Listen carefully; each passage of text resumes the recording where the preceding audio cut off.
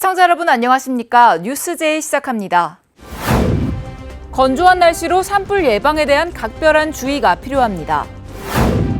마포구가 효도밥상 홍보대사를 위촉했습니다. 충북도와 청주시가 지역형 플러스 일자리 사업에 선정됐습니다. 경북도가 연구장비 인프라 활용 협력을 위한 업무 협약을 체결했습니다. 신안 해상풍력단지 건립에 어민들이 찬성 입장으로 돌아서고 있습니다. 건조한 날씨 속 광주 전남 곳곳에서 산불이 잇따라 발생했습니다. 당분간 건조한 날씨가 이어질 것으로 예보되고 일부 지역에서 바람도 강하게 부는 만큼 산불 예방에 유의하셔야겠습니다. 산 전체가 흰 연기로 뒤덮였습니다. 순천시 월등면의 한 야산에서 주민 실화로 추정되는 불이 났습니다. 전남 동부권에 건조특보가 내려진 데다 바람도 강하게 불면서 불은 삽시간에 산 전체로 확산됐습니다. 요 밑에까지 불이 빨간하니 올라오고 저 정상 쪽에는 연기가 어마어마하게 올라왔어요. 산림당국은 오후 3시 반쯤 산불 1단계, 오후 4시 반쯤 산불 2단계를 발령하고 2개면 주민 60여 명을 대피시켰습니다. 산불 2단계는 강한 바람이 부는 상황에서 예상 피해 면적이 30에서 100헥타르에 달할 것으로 예상될 때 내려집니다. 산림당국이 산불 진화헬기 20여 대를 투입하는 등 진화 작업에 나서면서 일단 큰 불길은 잡힌 상태입니다. 하지만 불씨가 다시 되살아날 가능성이 있는 만큼 잔불 정리가 이 시각 현재에도 계속되고 있습니다. 저희들 지상 진화대 직원들은 빗불 정리 및 불허리, 불꼬리의 진화 작업에 착수하고 있습니다. 광주 광산구 남산동의 한 야산에서도 불이 나 임야 820여 제곱미터가 불에 탔습니다. 비슷한 시각 영암군의 한 야산에서도 불이 났다가 1시간 만에 진화되기도 했습니다. 산림당국은 당분간 건조한 날씨가 계속되고 바람도 비교적 강하게 불 것으로 예상되는 만큼 산불 발생에 대한 각별한 주의를 당부했습니다. 광주 전남 지역대학의 상황은 해마다 열악해져만 가고 있는데요. 최근에는 정부가 대학 지원책을 지방이 맞는 구조로 바꾸겠다며 올해부터 시범 사업을 시작합니다. 지역대학들은 기대와 우려를 동시에 내놓으며 촉각을 곤두세우고 있습니다. 그동안 광주와 전남의 대학들은 교육부에서 예산을 확보해야 했지만 올해부터는 애써야 할 대상이 하나 더 생기게 됩니다. 정부가 갖고 있는 예산 권한 중 지역 혁신과 관련된 재정을 지역자치단체에게 넘기는 라이즈 시범 사업이 올해부터 시작되기 때문입니다. 시도 단위에서 자치단체와 대학이 협력해서 같이 이제 고민을 하시고 자치단체 차원에서의 어떤 그 고등교육 발전 계획을 수립을 하시게 됩니다. 지역 대학들의 반응은 엇갈리고 있습니다. 지역 상황을 가장 잘 아는 지자체가 집행을 맡으면 필요사안 처리와 지역 위기 해소에 도움이 될 거라며 기대하는 겁니다. 지역의 특성을 감안해서 지역에 이제 받는 인재를 양성할 수 있게끔 실질적으로 그런 부분들을 기대가 되는 부분이기도 합니다. 하지만 대부분의 지역 사립대학들은 혁신 사업을 우선적으로 설명받고 논의할 협의체가 있는 국립대에 비해 불리하다며 우려를 표시하고 있습니다. 라이즈 사업 전에 RIS라고 하는 지역혁신 플랫폼 사업이 있었거든요. 부분이 아무래도 지역 거점 국립대학 중심으로 운영이 되다 보니까 모든 예산을 이제 그쪽에 포커스가 맞춰져 있고 그 주변 대학은 부분에 따라갈 수밖에 없기 때문에 사립대학이 주도적으로 할 수 있는 그런 한계가 있었죠. 예산 지원을 내세워 지자체장이 대학을 지자체의 입맛에 맞도록 줄 세우거나 학사 운영에 개입할 수 있다는 지적도 제기됩니다. 이어서 수도권 소식입니다. 마포구가 어르신들에게 무료로 점심을 제공하는 75세 이상 어르신 주민참여 효도밥상을 운영하고 있는데요. 이번에는 효도밥상 홍보대사를 위촉했습니다.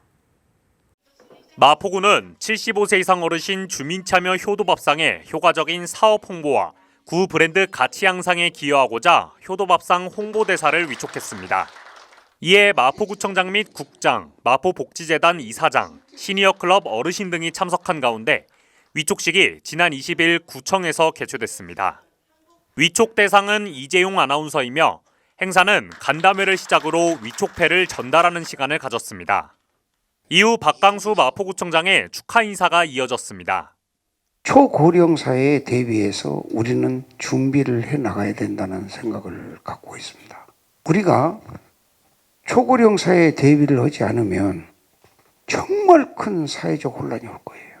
그래서 이제 종주방장을 중심으로 해서 언젠가는 이게 사회적 제도화 되어서 어르신들도 식사 걱정하지 않고 사는 그런 세상이 왔으면 좋겠습니다. 저도 최선을 다해서 효도밥상을 성공시키도록 노력하겠습니다. 구청장과 홍보대사는 이후 주방장 옷으로 환복한 후 시니어 클럽 어르신들과 함께 사진을 찍으며 웃음 넘치는 시간을 가졌습니다. 마지막으로 이재용 홍보대사의 인터뷰와 함께 위촉식은 마무리됐습니다. 광역시 소식입니다. 대구문화예술진흥원이 2023년 지역문화예술 지원사업 심사 결과를 발표했습니다. 대구문화예술진흥원이 2023년 지역문화예술 지원사업 심사 결과를 발표했습니다. 올해 선정된 예술인과 예술단체의 사업은 총 218건으로 지원 예산은 지난해 대비 소폭 증가한 29억 7,400만 원입니다. 공연, 시각, 예술로 구분된 대표 지원 사업인 명작 산실 지원은 3개 단체에 총 2억 원을 지원해 창작 여건을 제공하고 시각 예술은 1개 단체에 8천만 원을 지원해 대규모 전시 기회를 제공합니다. 특히 올해 신설된 청년 예술 활성화 지원 사업을 통해 프로젝트성 기획 사업 2건을 지원하고 개인으로 선정된 사업은 지원금을 원천 징수 후 지급하고 정산시 행정 절차를 간소화합니다. 2023 대구 국제 섬유박람회가 국내외 302개사가 참가한 가운데 대구 엑스코에서 개막했습니다. 대구시와 경북도가 주최하고 대구 경북섬유산업연합회가 주관하는 2023 대구 국제 섬유박람회가 국내외 302개사가 참가한 가운데 2일 대구 엑스코에서 개막했습니다. 올해로 21주년을 맞은 이번 박람회는 첨단 융복합 소재 개발, 탄소 중립 친환경 기반 조성, 디지털 스마트화 전환을 목표로 사흘간 진행됐습니다. 올해는 중국, 인도 등 97개사의 해외 업체와 미국, 일본, 베트남, 폴란드 등 15개국의 해외 바이어, 국내 빅브랜드 바이어들도 대거 참가했습니다. 특히 리사이클, 생분해 등의 친환경 소재들을 중심으로 융복합 고기능 소재에서 디지털 메타 패션 플랫폼, 자동화 기술에 이르는 섬유 패션 산업도 선보였습니다. 계속해서 강원도 소식입니다. 2023년 소비자 선정 최고의 브랜드 대상에 가장 방문하고 싶은 도시 부문에서 평창군이 4년 연속 대상을 수상했습니다. 중앙일보 포브스 코리아가 주최하는 소비자 선정 최고의 브랜드 대상은 각 부문별 소비자 투표와 전문가 평가를 종합해 선정하는 것으로 이번 수상은 평창군이 작년 한 해 동안 소비자들로부터 최고의 사랑을 받은 브랜드로서 그 가치를 공개적으로 인정받은 것이라고 할 수 있습니다. 평창군은 월정사, 상원사 등 유서 깊은 역사 문화유산과 오대산 국립공원, 청옥산 600마지기 등 천혜의 자연 환경을 가지고 있습니다. 또한 2018 평창 동계올림픽 유산 등 평창만이 가진 고유한 관광 자원을 적극 활용해 발전시켜온 덕분에 이번 4년 연속 대상 수상이 가능했던 걸로 보고 있습니다. 현재 우리 군은 변화하는 관광 트렌드에 맞춰 평창 시티 투어와 관광 택시, 디지털 관광 주민증 등 평창의 아름다운 자연 환경을 즐길 수 있게 관광 상품을 개발하는 것과 동시에 다양한 프로그램과 연계하는 등 많은 노력을 기울이고 있습니다. 군은 이번 대상 수상은 평창만이 가진 특별한 자원을 활용한 관광 활성화 정책의 성과를 인정받은 결과라면서 앞으로 가장 방문하고 싶은 도시뿐만 아니라 다시 방문하고 싶은 도시로 각인될 수 있도록 관광산업 활성화에 더욱 힘쓰겠다고 밝혔습니다. 횡성군이 횡성 한우체험관에 미디어 콘텐츠 서비스를 개발 설치해 횡성을 찾는 관광객에게 새로운 체험거리를 제공합니다. 군은 2022년 횡성한우체험관 미디어 콘텐츠 서비스 개발을 위해 한림대학교 산학협력단과 업무협약 및 지원 협조를 통해 횡성한우체험관의 실감 미디어 장치를 이용한 가상현실 리듬게임과 드로잉 게임 프로그램을 개발 설치합니다. 이에 앞서 1월 30일 최종 시연회가 열렸으며 이용객 안전장치 설치 등 보완을 거쳐 2월 중 본격 서비스를 시작할 예정입니다. 군은 횡성한우 체험관의 관리부서를 축산과에서 문화관광과로 변경하여 운영 효율을 높이는 한편 거점 관광시설로 육성해 나간다는 계획입니다. 이어서 충청도 소식입니다. 충북도와 청주시가 지역형 플러스 일자리 사업에 선정돼 30억 원의 국비를 확보했습니다. 지역형 플러스 일자리 사업은 기존 중앙정부의 일자리 사업과 연계해 지원 조건을 완화하거나 지원 수준을 상향하는 등 근로자와 기업을 우대 지원하는 일자리 사업입니다. 이번 지역형 플러스 일자리 사업 선정으로 반도체 인력 양성과 반도체 일자리 도약 장려금 등의 지원을 받게 됩니다. 이를 통해 반도체 기업 고용 안정에 도움을 줄 것으로 기대되고 있습니다. 김영환 충북도지사가 도시농부 신청자 300여 명을 대상으로 레이크파크 르네상스의 실현과 충북형 도시농부에 대한 특강을 진행했습니다. 충북형 도시농부 사업은 농촌 인력 문제를 해결하고 도시민의 귀농 귀촌을 유도하는 전국 최초 도농상생형 농촌 일자리 사업입니다. 이 자리에서 김 지사는 레이크파크 르네상스가 청담대 관광 활성화와 미호강 맑은물 프로젝트 등 다양한 분야에서 추진된다는 점을 강조했습니다. 또한 미래를 꿈꾸는 충북농업 실현을 위해서는 충북형 도시농부의 역할이 매우 중요하다고 당부했습니다. 충북도가 어린이집의 운영 여건 악화에 선제적으로 대응하고 보육 서비스 질 향상을 위해 추진하는 충북형 가치봄 어린이집 사업 발대식을 개최했습니다. 발대식은 내빈 축사와 가치봄 어린이집 선정서 수여식, 공동협력사업 설명회 등으로 진행됐습니다. 충북형 가치봄 어린이집 사업은 5개의 어린이집을 유형별로 그룹화하고 자원 공유와 물품 공동구매, 컨설팅 지원 등 특성에 맞는 프로그램을 함께 기획하고 운영하는 방식입니다. 또한 사업을 주관하는 충북도 육아종합지원센터는 어린이집은 서로 상생하고 영유아에게는 양질의 보육을, 부모에게는 높은 만족을 줄 수 있도록 프로그램을 지원할 계획이라고 밝혔습니다. 경상도 소식 전해드립니다. 경북도가 이탈리아 피에몬테주 주지사와 만남을 갖고 양 지역 간 교류 협력을 위한 의견을 공유했습니다. 피에몬테주는 이탈리아 통일운동의 본산이자 북부 지역 산업중심지 역할을 하고 있습니다. 특히 자동차, 중공업, 우주항공 등이 다양하게 발달했고 이탈리아 내 밀라노, 로마에 이어 국내 총생산성 3위를 기록하고 있습니다. 피에몬테주는 AI 서비스 로봇의 글로벌 제조 생태계 조성을 적극 검토하고 있는 경북도와 상호교류 및 협력 방안을 논의했습니다. 한편 올해 경북도는 포항을 중심으로 2차 전지 국가첨단 전략산업 특화단지로 지정해 2차 전지 산업의 메카로 육성하기 위해 총력을 기울이고 있습니다. 경북도가 중소기업의 기술 혁신을 위해 연구장비 인프라 활용 협력을 위한 업무 협약을 체결했습니다. 이날 협약식에는 경상북도, 경북 프라이드 기업 CEO협회 등 11개 산학연관이 참여했습니다. 이번 협약은 중소기업의 신산업 투자를 위한 기술 개발을 위해 지역대학과 출자 출연기관이 보유한 고가 연구장비를 기업에서 손쉽게 사용할 수 있도록 협력 체계를 구축하기 위해 추진됐습니다.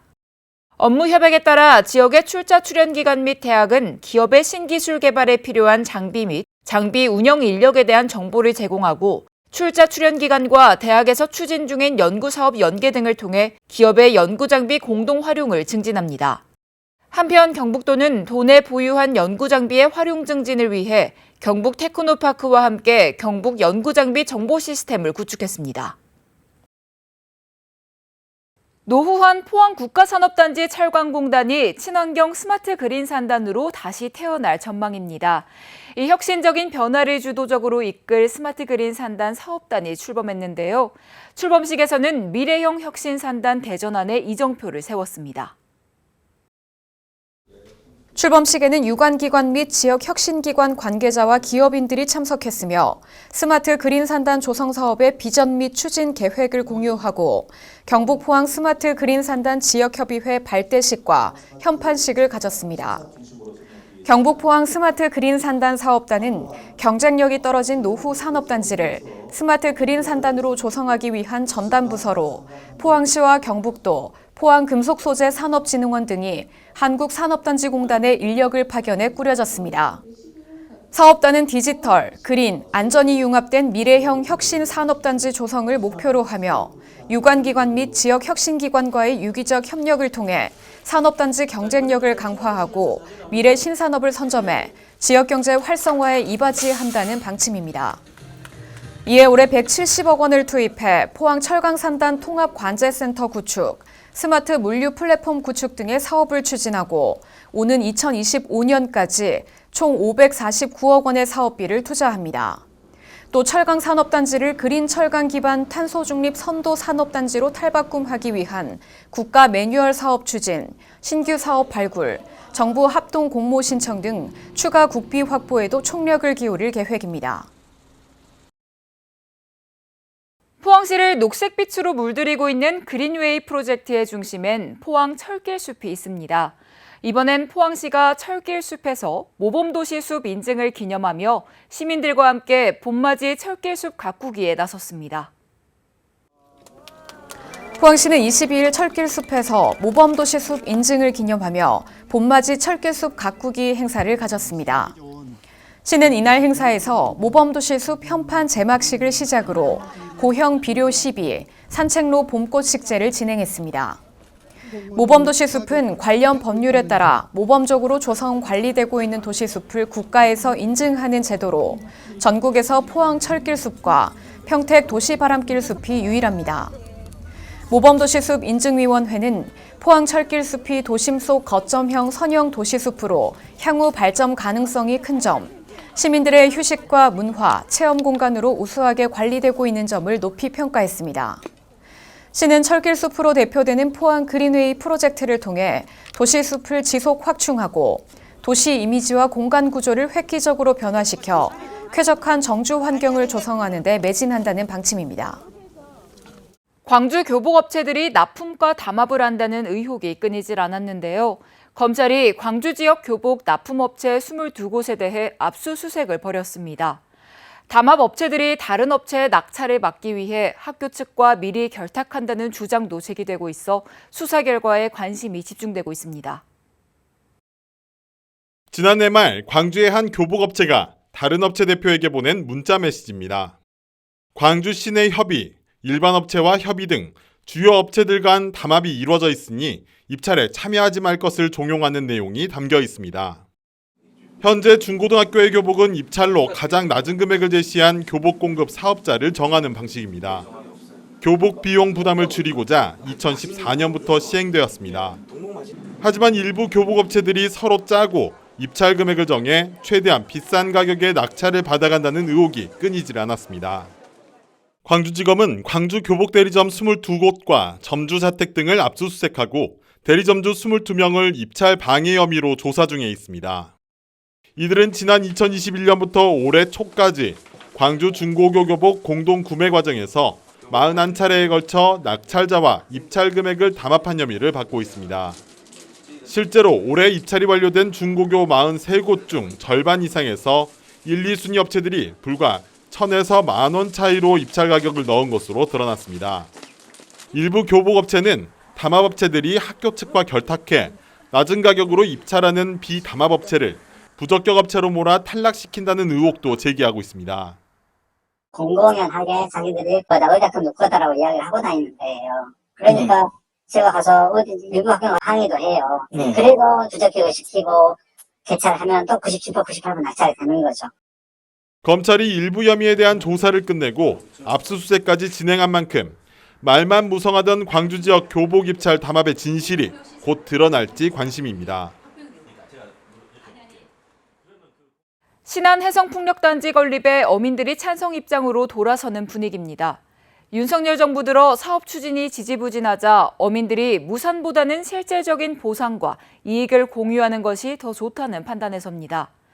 주민들의 입장이 찬성일 경우 해상풍력 사업 추진에도 긍정적인 효과가 기대됩니다.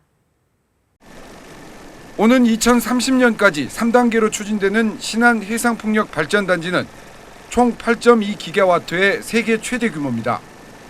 하지만 윤석열 정부의 원전 부흥 정책 기조에 주춤거리는 모양새입니다. 이처럼 신안 해상풍력단지가 답보 상태에 머무르자 어업권 피해 등을 내세워 반발했던 어민들이 찬성 기류로 바뀌고 있습니다. 어획량 감소와 유가 상승 등으로 생산비 부담이 커지자 기왕 할 거면 빨리 신안 해상풍력 발전단지를 건설하는 게 이익이라는 판단에서입니다. 해상풍력 불확실성으로 인해 활동 투자가 무산되지 않도록 신안 해상풍력 8.2기가와트를 즉시 추진할 것을 정부에 강력히 요구한다. 어민들의 입장 변화에 전라남도와 신안군도 팔을 걷어붙였습니다. 어업권 피해 등에 대한 실태 조사와 어민 의견 청취 등의 용역을 통해 일자리 창출 방안과 이익 공유 등의 근거를 마련하는 특별법 제정에 나서기로 했습니다. 어민들에게 충분한 보상 그리고 또 전업 대책 그런 것들도 세부적으로 우리 군에서 계획을 세워서 어민들과 서로 협력해서 충분한 그런 보상 계획들을 수립해 나갈 그런 계획이 있습니다. 신안 해상풍력 발전단지의 성공 요건이 경제성과 윤석열 정부 설득, 그리고 주민들의 이익 공유라는 점에서 어민들의 찬성 입장 변화는 사업 추진에 긍정적으로 작용할 것으로 기대됩니다. 전라남도가 해외 주력 시장을 중국과 일본에 이어 동남아로 눈을 돌리고 있습니다. 소원해진 일본과의 관계, 코로나 봉쇄령으로 중국 진출이 주춤해지자 동남아에 통상사무소를 설치하고 관광과 농수산물 수출 확대를 위해 나섰습니다. 김영록 전라남도지사는 지난달 23일부터 해외 시장 개척을 위해 베트남을 방문했습니다. 지난 1월 태국에 이어 두 번째 동남아 방문입니다. 목적은 관광객을 끌어오기 위해서입니다. 실제로 동남아는 중화권과 함께 관광시장에서 블루칩으로 떠오르고 있습니다. 코로나 진정세로 태국과 베트남, 말레이시아 등의 관광객 증가세가 두드러지고 있습니다. 이를 반영해 전라남도는 오는 3월부터 10월까지 전세기로 무안 국제공항으로 입국해 전남에서 2박 이상 체류하는 관광상품 협약을 베트남 여행사와 맺었습니다. 최소 10,000여 명의 관광객이 입국할 것으로 기대됩니다. 이번에 무사증 입국, 15일간의 무사증 입국을 계기로 해서 이번에 베트남 다녀왔고 필리핀, 인도네시아까지 확장을 해서 동남아인들이 우리 전라남도의 매력을 푹 빠질 수 있도록 그렇게 할 예정입니다. 농수산물 수출시장 개척에도 공을 들이고 있습니다. 2019년 베트남에 설치한 동남아 통상사무소를 중심으로 현지 식품기업, 마켓들과 협약을 맺고 전남에 농수산물을 취급하는 상설 판매장을 운영하기로 했습니다. 이와 함께 농업과 조선 등의 인력난 해소를 위한 교류도 함께 추진됩니다. 오는 15일부터 베트남과 필리핀, 인도네시아를 대상으로 무비자 입국이 시행되면 더욱 활발해질 전망입니다. 개구리가 겨울잠에서 깨어난다는 절기 경칩이 지났습니다. 따스한 봄 날씨를 보이고 있지만 대기는 건조해 산불과 건강관리에 유의하셔야겠습니다. 산림청과 국립수목원에서 발표한 2023년 봄꽃 개화 예측지도에 따르면 개나리는 완도수목원, 경남수목원 등의 순으로 개화할 예정이며 벚나무는 제주 4월 1일, 강원도 4월 30일로 다소 늦게 개화할 것으로 예측됩니다. 올봄에는 만개하는 꽃과 함께 즐거운 축제도 만끽하시기 바랍니다. 뉴스 마칩니다. 시청해주신 여러분 고맙습니다.